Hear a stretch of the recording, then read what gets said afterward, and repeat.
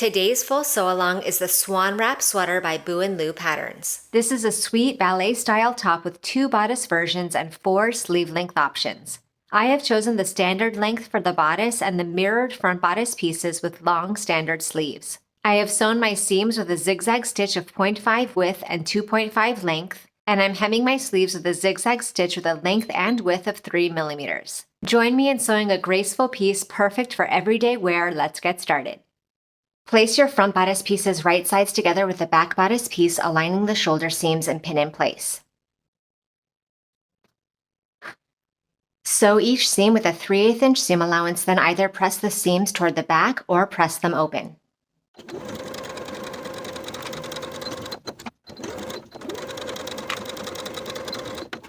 Place your neckband pieces right sides together and pin one short edge.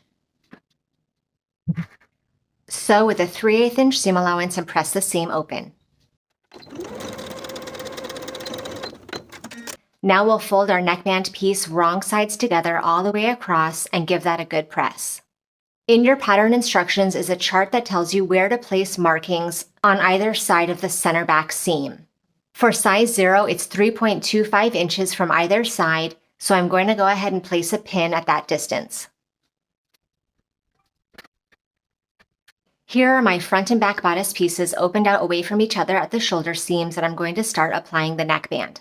With the neckband and the neckline right sides together, I'll start pinning at the center back, and then I'll place those 2 pin markings that I marked earlier at the shoulder seams and pin in place. Then we can continue pinning this folded neckband right sides together with the center front edges. When you get to the bottom of the center fronts, you will have excess material overhanging the edge.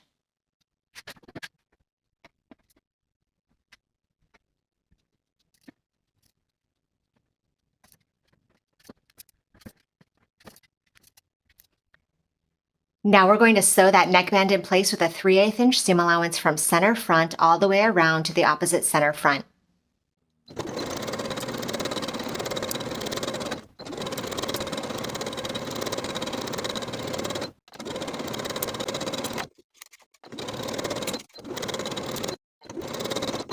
Now take the bodice to the ironing board and press your binding away from the neckline, pressing that seam allowance toward the bodice as you go. Now that the bindings are pressed, we're going to top stitch the binding in place all the way around the section that we just sewed, stitching about 1/8 of an inch from the original seam line and making sure that you're catching that seam allowance as you go. I'm just going to be using a narrow zigzag stitch here.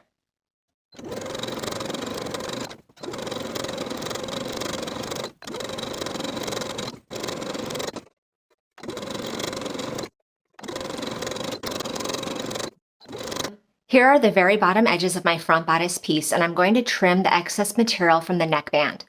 As you're trimming, we just want to make sure that we're trimming those ends in line with the bottom raw edge of the bodice. I'm just going to use a ruler to create a straight line across, and then trim that excess neckband. Do the same on both sides. Now I'll place my front and back bodice pieces right sides together once again and match the side seams. Pin in place on both sides. Then we'll sew our side seams with a 3/8 inch seam allowance.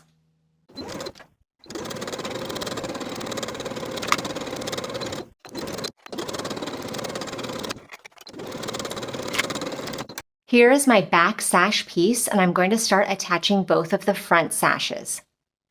I'm starting with my front sash A piece, and I'm going to place it right sides together with the back sash piece and pin the short edge. Now I'll place all this extra material from the front sash A piece to the side, and I'll place the corresponding short edge from the front sash B piece, aligning it with the other short edge and pinning in place. Now I can sew both of my front sashes to the back sash with a 3/8 inch seam allowance.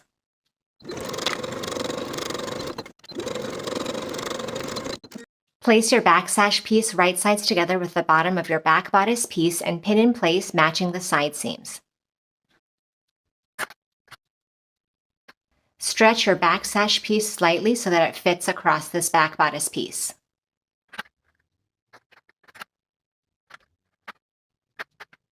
Now we can pin the remainder of the sash piece to the bottom edges of the front bodice piece on both sides.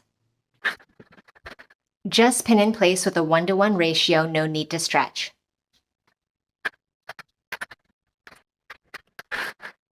Now we can sew the sash in place from the bottom of one front bodice piece with a 3/8 inch seam allowance straight across to the bottom of the opposite front bodice piece.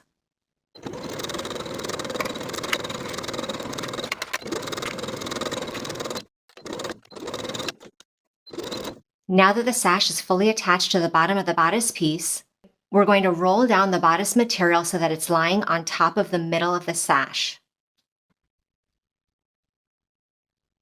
Then we'll fold the sash piece in half so that it's right sides together with the bodice material sandwiched in between. Starting 1 inch away from the bodice on the back bodice side, I'm going to place a pin to secure the bottom of the back bodice to the bottom of the sash. Then I'll continue pinning the sash together, right sides together to the end of the sash.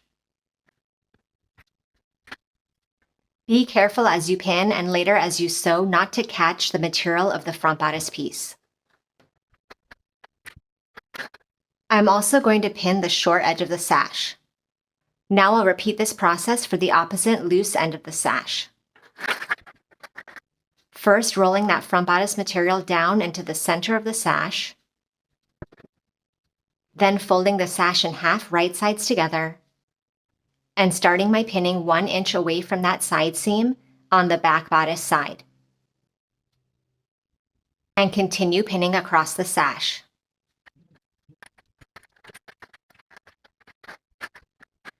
Now starting from the folded edge of the short end of the sash, sew upward with a 3/8 inch seam allowance, then continue sewing those raw edges across with a 3/8 inch seam allowance until you reach that point 1 inch away from the side seam and backstitch to secure. Repeat for both sides.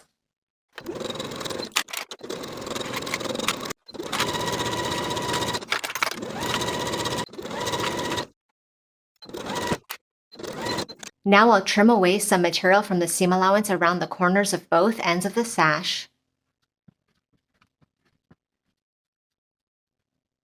And I'll turn my sashes right side out through the gap in the back bodice.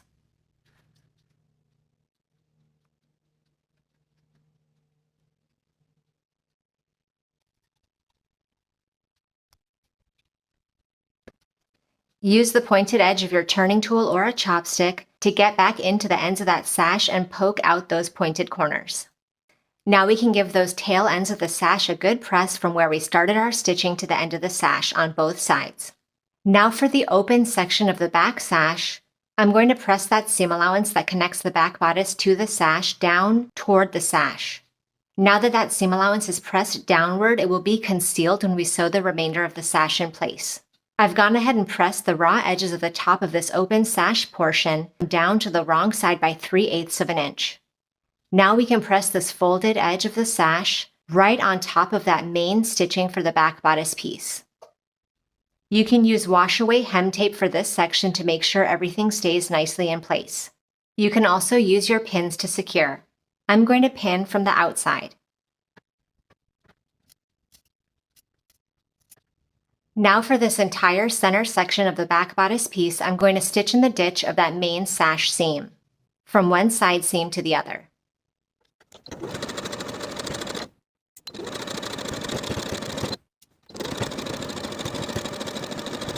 Fold your sleeve right sides together and pin the underarm seam.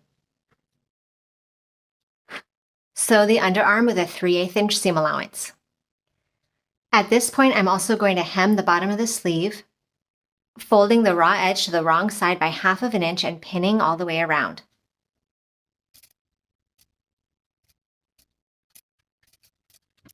Now I can sew that hem in place, edge stitching close to the raw edge. I'm just going to use a zigzag stitch with a length and width of 3.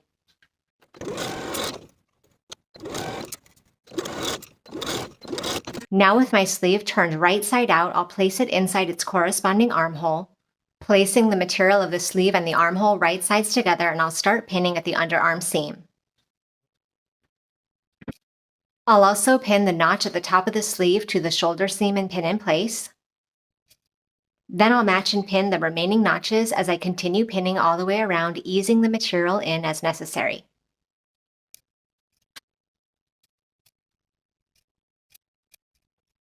Then I'll sew my sleeve into this armhole with a 3/8 inch seam allowance using my stretch stitch. Then I'll repeat all of these steps to create the sleeve and place it in the opposite armhole.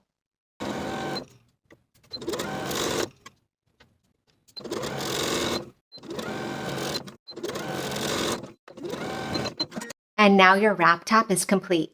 Thank you for watching this sew along. Make sure you subscribe to the channel so you don't miss future sewing tutorials, and I'll see you in the next video.